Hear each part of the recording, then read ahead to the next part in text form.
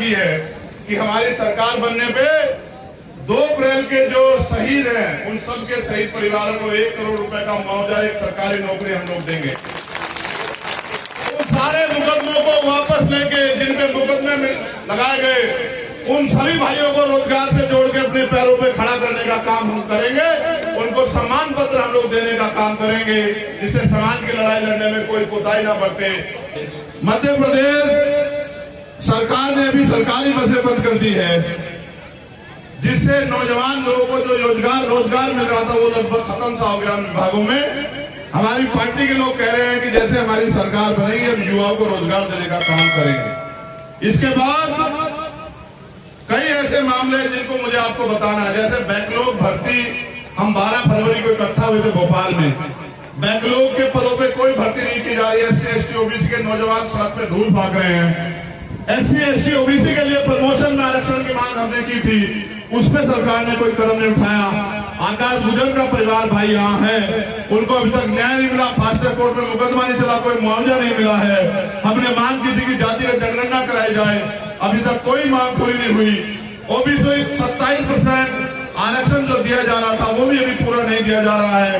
डबरा क्षेत्र में SC ST की जमीनों को दबंग कब्जा कर रहे हैं, उनको मालिकाना हक दिलवाया जाए, ये भी हमारी मांग है। मध्य प्रदेश में छात्रवृत्ति घोटाला उजागर किया जाए। चोर मसेरे भाई, इनके लोग घोटाला करें, इनकी सरकार कहां से उजागर कर देंगे। आपकी सरकार आएगी, हर एक घोटालेबाज को हम लोग जेल भेजने का काम करेंगे। मेरी बात को आप लोग याद रखना। डबरा नगर पालिका में राजस्व विभाग में लगी 2014 से नामांकन पर रोक को तत्काल हटाया जाए। ये कई इस तरह की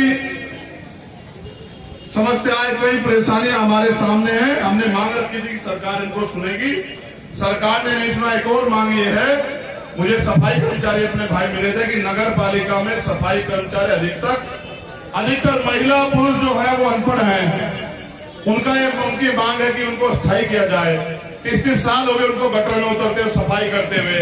मध्य प्रदेश सरकार कहती है कि इंदौर सबसे साफ शहर है, उज्जैन सबसे साफ शहर है किसकी वजह से? कोई अधिकारी जीप से जाके वहां सड़क को काटता है क्या? कोई नेता जीप से जाके सड़क को साफ करता है क्या? हमारे समाज के लोग उस सड़क को साफ करते हैं और मेडल इनको मिलता है। इसलिए हमारी ये मांग है कि इनको स्थायी किया जाए। ये तो करे ना करे, मैं आपको वचन देके कहता हूं कि हमारी सरकार आने पे जो भी भर्तियां सफाई कर्मचारियों की होगी वो अस्थायी होगी, सरकारी भर्ती होगी। और जो पुराने भर्ती लोग हैं उनको सबको स्थायी करने का हम लोग करेंगे, ये मेरा आपको वादा है। कई भर्तियों के बाद हमने देखा,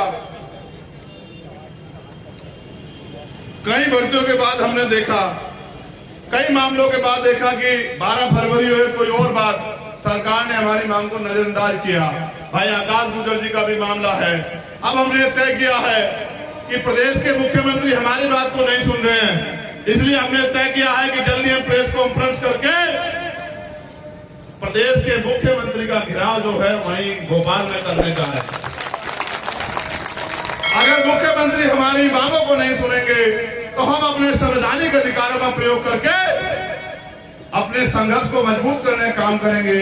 हमारे पार्टी, हमारा संगठन यहाँ ताकतवर है, हम लड़ना जानते हैं, हम अधिकार छीन के लेना जानते हैं। इसलिए जल्द ही हम तारीख घोषित करके मुख्यमंत्री का घेराव करेंगे। और मैंने बाबा साहब अम्बेडकर की जन्मभूमि से कहा था आपसे कि जल्द जो है मध्य प्रदेश में हम लोग साइकिल यात्रा शुरू करेंगे, जिसका नेतृत्व मैं करूंगा। बहुत जल्द हम लोग घोषणा करके बताएंगे कि पहली साइकिल यात्रा पहले चरण की किन किन जिलों से होकर गुजरेगी। हमने उसमें 500 साइकिलों की भी बात की थी, कुछ साइकिलें मिल भी गई हैं, कुछ मिलनी बाकी है।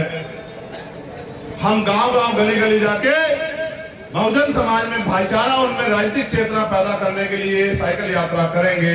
इसका नेतृत्व मैं करूंगा। दिन रात हम लोग साइकिल चला के गांव-गांव जाके मेहनत, अपना पसीना बहा के अपने लोगों को जोड़ने का, उनके विश्वास को हासिल करने का, आजाद समाज पार्टी के लिए जन समर्थन हासिल करने का काम करेंगे।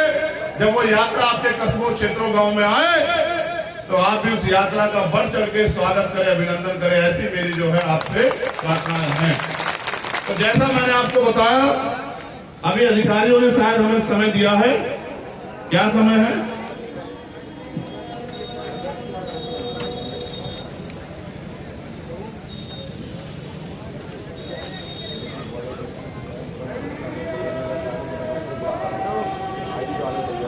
6:30 बजे हम ग्वालियर कलेक्टर से मिलेंगे, अपनी मांग रखेंगे भाई आकाश गुजर जी के मामले को लेके।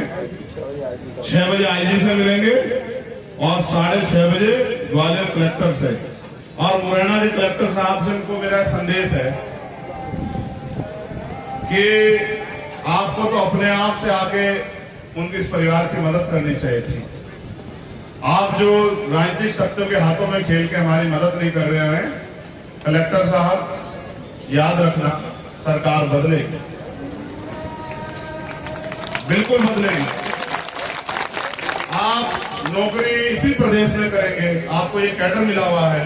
हम भी आपके साथ मिलकर जनता की सेवा करने के लिए तैयार रहेंगे। हम भी आपका अभिनंदन स्वागत करने के लिए तैयार रहेंगे। बहुत जल्दी की बात है, 4-6 महीने में चुनाव होने वाले हैं, जिनके इशारे पे हमारे भाई के हत्यारों को बचाने का काम कर रहे हैं, उनको बचा नहीं पाओगे, इस बात को याद रखना कलेक्टर साहब।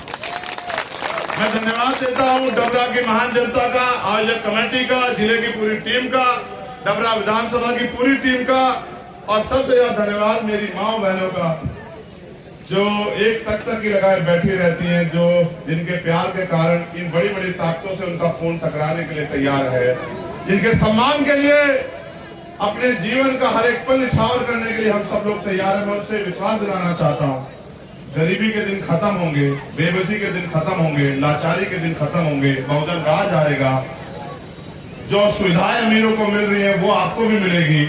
मैंने वादा घोषणा की है कि हमारी सरकार बनने पे 2 अप्रैल के जो शहीद हैं उन सब के शहीद परिवारों को 1 करोड़ रुपए का मुआवजा, एक सरकारी नौकरी हम लोग देंगे। उन सारे मुकदमों को वापस लेके, जिन पे मुकदमे लगाए गए, उन सभी भाइयों को रोजगार से जोड़ के अपने पैरों पे खड़ा करने का काम हम करेंगे। उनको सम्मान पत्र हम लोग देने का काम करेंगे, जिससे समाज की लड़ाई लड़ने में कोई कोताही ना बरते। जिन्होंने जेलें काटी हैं उन भाइयों को भी हम लोग रोजगार से जोड़ने का काम करेंगे। और अच्छे स्कूल कि गरीब के बच्चे भी आगे बढ़ पाए, अच्छे अस्पताल कि गरीबों को भी मुफ्त में या आसानी से इलाज मिल जाए, और न्यायपालिका में ऐसी व्यवस्था कि न्यायपालिका के जरिए न्याय मिलना आसान हो जाए। इन सब पे हम लोग काम करेंगे। हम लोग काम करेंगे बहनों की सुरक्षा के लिए, उनके सम्मान के लिए, उनके सशक्तिकरण के लिए। हम महिलाओं को घर तक रोजगार देने का काम करेंगे। मैं अपनी बेटियों से भी कहना चाहता हूं, अपनी बच्चियों बहनों से, खूब पढ़ाई करो। अभी आपके भाई लोग आगे बढ़ रहे हैं, कल हम लोग ताकत में आके आपको रोजगार देने का काम करेंगे। हिम्मत मत हारो। आप बाबा साहब अम्बेडकर की बेटियां हो, आप फूले साहू की बेटियां हो, आप मां रमाबाई की बेटियां हो, आप सावित्रीबाई फूले की बेटियां हो, आगे बढ़ती रहो। इतिहास आपको याद रखेगा, आपके संघर्ष को याद रखेगा। ये कलयुग नहीं, ये कलम युग है, और कलम की ताकत के लिए हम लोग आगे बढ़ रहे हैं। बहुत जल्द कलम की ताकत हमारे पास होगी। जब कलम की ताकत हमारे पास होगी, हर शोषित के चेहरे पे खुशी आएगी, हर शोषित के चेहरे पे राज आएगा, हर शोषित को यह एहसास होगा कि आज उनकी गुलामी के दिन कट चुके हैं। उन्हें आप सभी का धन्यवाद और बहुत बहुत बधाई इन साथियों को जिन्होंने मेहनत की। भाई प्रवेंद्र घोरपड़े जी जो हमारी पाठशाला के हेड है, भाई वीरेंद्र बड़ोनिया जी, मक्खन कैन जी, अंकित धुरिया जी, गौरव जी, आकाश जी, हेमंत जी, अजय जी, सतीश जी, दीपक, सचिन कैन जी, विक्की, पंकज, राहुल, संदीप, भूपेंद्र, सतीश, शांता, इन सभी कार्यकर्ताओं ने कड़ी धूप में विषम परिस्थितियों में इस प्रोग्राम को सफल करने में भूमिका अदा की। भाई आयोजक सत्येंद्र विद्रोही जी, राहुल वाल्मीकि जी, हेमराज भोजी, नरेंद्र मोदी साहू जी, और बाकी आप सब लोगों के लिए बहुत बहुत धन्यवाद।